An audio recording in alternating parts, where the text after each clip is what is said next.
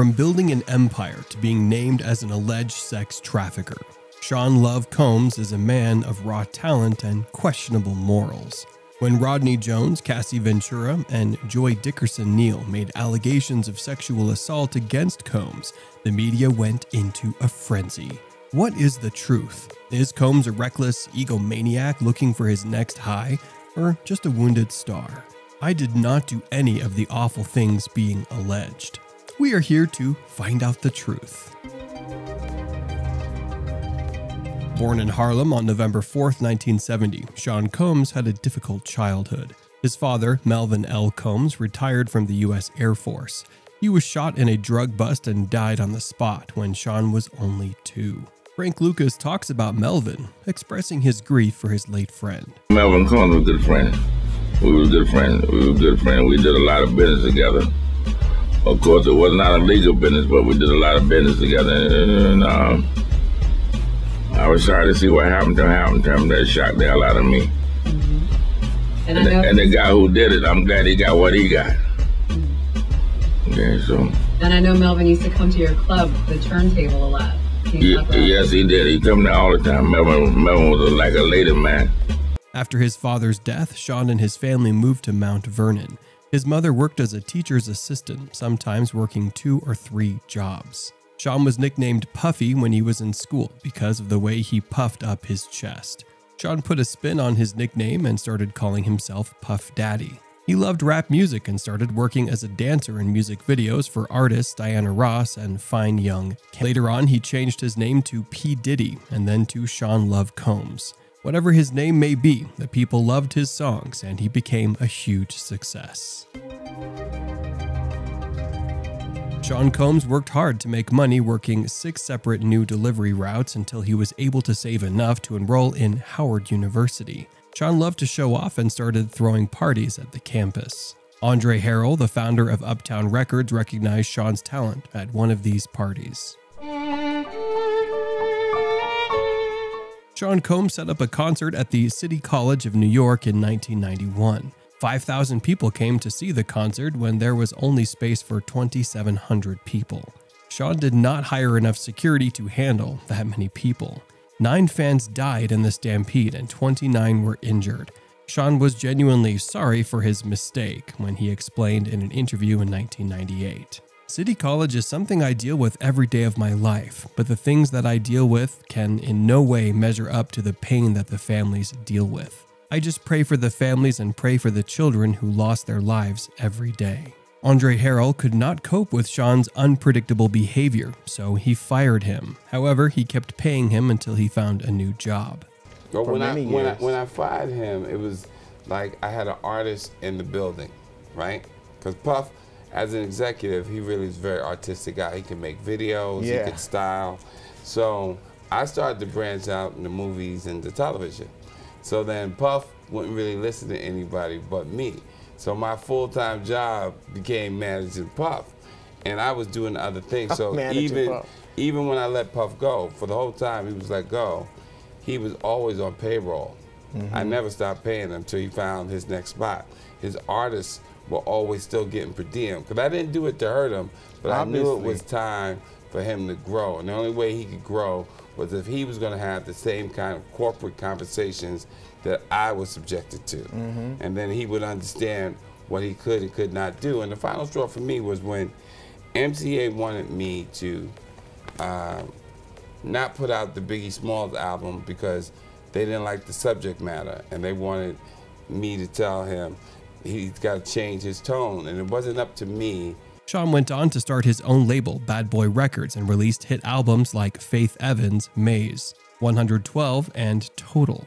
He talked about how he started his own company after he was fired. And so I started from the bottom. And so I was doing everything from the background dancers to the styling to, so by the time I got to Bad Boy to A&Ring, by the time I got to Bad Boy and got my chance, and I only got my chance through a negative situation. So anybody out there going through a negative situation, you have to know, stay steady in the storm. So, all right, so let's get into... I gotta say, I got fired. I gotta tell you the whole story. Harrell, Andre Harrell fired me. And so that that adversity kind of pushed me into my bad boy purpose. I was scared.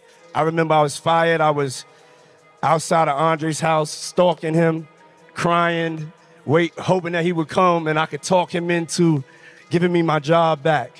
But as Andre said, he didn't fire me to hurt me. He fired me to make me rich. He collaborated with various artists, including Britney Spears, DJ Khaled, T-Pain, and the notorious B.I.G. However, he kept on making new albums and new songs until he became a world-famous rapper. With 2 MTV Video Music Awards and 3 Grammy Awards, there was nothing that could stop this force of nature, or so everyone thought. When Sean was riding high on his wave of success, he came face to face with a controversy. Steve Stout, the Interscope Records executive, put Sean in a video, after which Sean hit him with a champagne bottle. And this and that. The Hate Me Now video. Yeah, they came in and, you know, there was some bottle hitting or something. Yeah, like Diddy. Well, I guess the story I heard was that they did the Hate Me Now video. Yeah. Nas and Diddy were on the cross in that video. Yeah. After the video was done, Diddy basically changed his mind about having himself depicted like that in the video. Right. It gets a little hazy at this point. I guess he told Steve Stout to take him out. Steve may have told him, sure, I'll take you out. And then the video came out with him anyways. So he showed up to Steve. He allegedly showed up to Steve's office and struck him with a champagne bottle. That's right. But I guess there was a payout that happened. Yes. Sometime afterwards. Yes, it was. And they became friends. He was charged with assault and was sentenced to anger management class. From that point on, Sean kept getting in trouble for one thing or another. Police found 2 9mm guns in his car when he was dating Jennifer Lopez. Sean had to go to trial, whereas Jennifer did not face any charges. Sean and Jennifer broke up after the incident because Jennifer wanted to focus on her career. Sean's hard times were just beginning. Kirk Burroughs, the former president of Bad Boy Entertainment, sued Sean Combs in 2003 when Combs threatened him with a baseball bat. Of all the cases against Sean, nothing was as damaging as the allegations made by Cassie Ventura. Sean's former girlfriend filed a lawsuit against Sean, alleging that he had tortured her with sexual and physical abuse. The two had dated from 2005 to 2018. Sean had signed on Cassie after her hit debut single, Me and You, was released. She told authorities that Sean forced her to have sex with his male sex workers. They would record her videos in front of the staff, but no one did anything to stop him.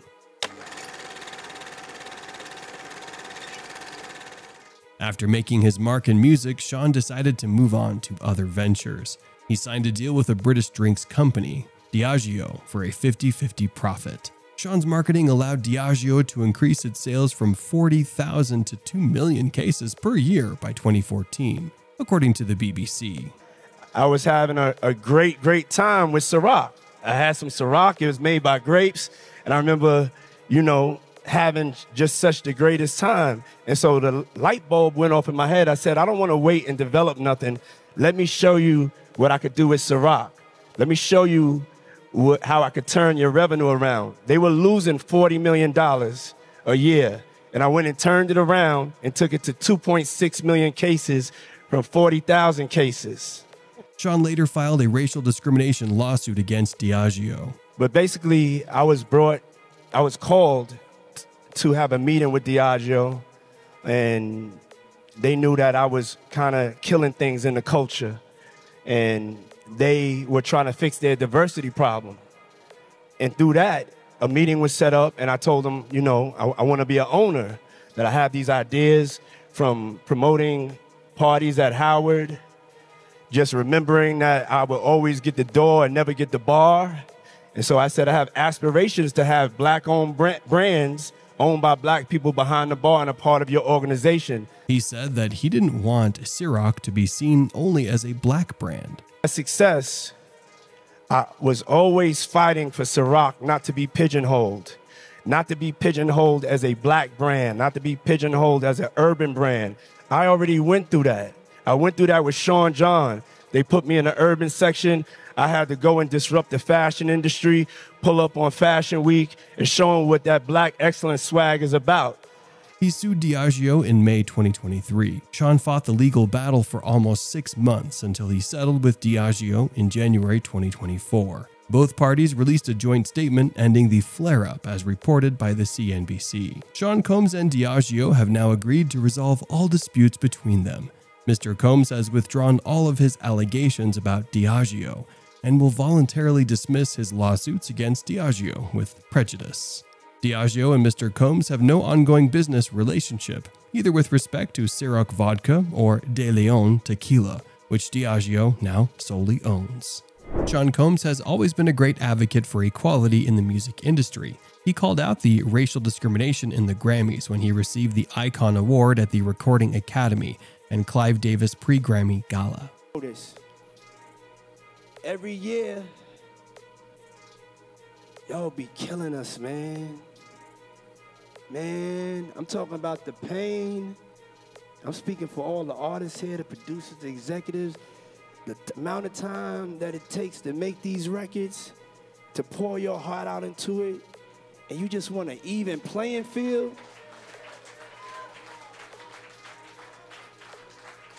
In the great words of Erykah Badu, we are artists and we are sensitive about our We are passionate. For most of us, this is all we got. This is our only hope. Truth be told, hip-hop has never been respected by the Grammys. Black music has never been respected by the Grammys to the point that it should be. So, how does a guy who speaks up about black rights end up in a sex scandal? Let's dig in a little more to find out what Sean was up to. Sean Love Combs didn't only like women, but maybe even men.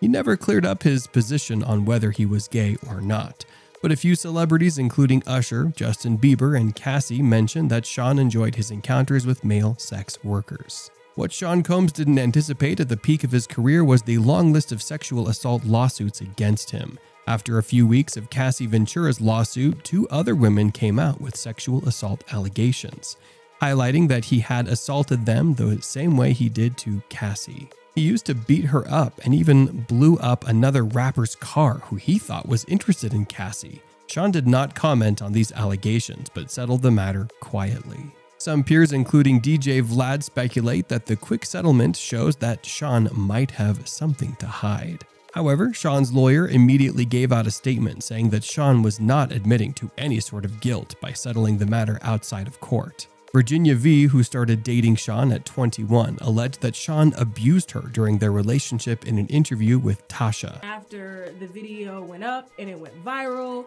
everyone was shocked, like, whoa, Diddy has a new girlfriend, has a new boo. You guys were like tongue kissing and there was some photos, and I know you got hella followers. She told Tasha that everything was fine until 3 months into the relationship, and then the abuse started. From comparing her to Cassie to commenting on her appearance, Sean didn't leave anything to the imagination. Tasha then asked Virginia about the physical abuse she had suffered at Sean's hands. She explained her horrible experience and kept dabbing her eyes during the conversation. Joy Dickerson-Neal alleged that she had been sexually assaulted by Sean when she was a college student in 1991. She told the authorities that Sean forced her to make revenge porn and spread the videos among his friends. She wants separation for the physical and mental torture she went through because of Sean's actions. Liza Gardner was the 3rd woman who accused the rapper of manipulating her into having sex. She alleged that Sean choked her so hard that she passed out, and the allegations didn't end there. Another woman, less than 18 years old, also claimed that she was a victim of sex trafficking and abuse by Sean. She did not give her name to the authorities, but told them that she was drugged to the point that she could not stand properly, and it was a miracle that she reached home. All these allegations came to light before the expiration of the New York Adult Survivors Act, which allowed people to come forward with sexual assault claims. Many celebrities who spent time with Sean also shared disturbing details regarding his behavior. Usher spent a year living with Sean at his puffy-flavored camp for a year. Usher was only 13 at the time and said he saw some pretty wild things in an interview with Howard Stern. And I lived with Sean Puffy Combs for a year. That's the crazy thing. Now, that was L.A. Reid's idea, right? We're sending you over to something called Puffy Flavor Camp. There you go. To learn Flavor Camp? Yeah, that's what it was called. And you're going to go to Puff Daddy's. He's going in the 90s. Do you understand what that's like? Puffy's place was like just filled with chicks and orgying like nonstop, right? No, not really. I mean, but hey, it was curious. I got a chance to see some things. Yeah, but you were 13. What were you seeing? I went there to see the lifestyle. Right. And I saw it. And it was but I don't know if I could indulge and understand what I was even looking at. It was pretty wild. So nobody tried to, some woman didn't come along. I didn't say that. Okay. I didn't say that. When Howard asked Usher if he would send his kid to Puffy Camp, he said, "Hell no." You're a dad now. Would you ever send your kid to Puffy Camp? Hell no. Aubrey O'Day was part of a girl group that alleged that she was fired from the group because she didn't agree with the things Sean wanted her to do. She said that Sean was an abuser. He broke people down and groomed them to violate her in any way he wanted. She said it was not just Sean, but the urban music scene where the abuse is systemic. Justin Bieber claimed that Sean groomed him by putting him on drugs. He was only 15 at the time and didn't know any better. There was a time where I was sipping lean, I was popping pills, I was doing Molly, shrooms, everything, and it was... Sean lured him by showing him his car and told him that he could have that car when he was 16. Justin later revealed that Sean forced him into bed and introduced him to several drugs, including Molly and ecstasy. It's not just the celebrities coming out with accusations against Sean. His bodyguard, Gene Deal, has also come forward with evidence that could put him in custody for the foreseeable future. Gene said that Sean abused people who he thought were weak and would be able to get away with it. He also said that Sean had connections at the media and legal system which allowed him to cover up everything he did instantly. Gene explained that the people who didn't sign NDAs with Sean were the ones talking about their experience with the singer. He said that when the girls from Sean's girl group Danity Kane had decided to leave his employment, he said that he would pimp them out. The fact that Sean's bodyguard came forward with these allegations shows that the singer is in deep water. People close to Sean feel that these are just accusations and he is in the clear. Uncle Luke, a former rapper, clapped back at Sean's haters. He asked about the people who made money because of Sean, but Uncle Luke was also not very clear about what went on at his parties. He told the press, "I would go to the party and leave early. I'm sorry, I don't know what goes on after hours, but I wasn't trying to find out. I know my place." Sean is under extreme scrutiny after all the sexual assault allegations. The police raided both his homes for evidence. He's seen walking around his mansion talking constantly on his phone. Looks like Sean Combs is in for the long haul. After 2 raids on his home, Sean is certainly worried as they look for electronic devices and other evidence of sexual assault and trafficking. Diddy's Los Angeles and Miami mansions raided by SWAT teams. His sons, Justin and King, in handcuffs in their own yard. Homeland Security tells ET the bi-coastal operation is part of an ongoing investigation. Since Homeland Security has entered the scene, things are looking bad for the music mogul. Right now, the police put his sons in handcuffs. If they find anything incriminating, we might also see Sean behind bars. But until then, the verdict's still out. Thank you for watching till the end. Subscribe for more updates on Sean's legal journey. Do you think Sean Combs is a criminal or a victim? Leave your thoughts in the comments below.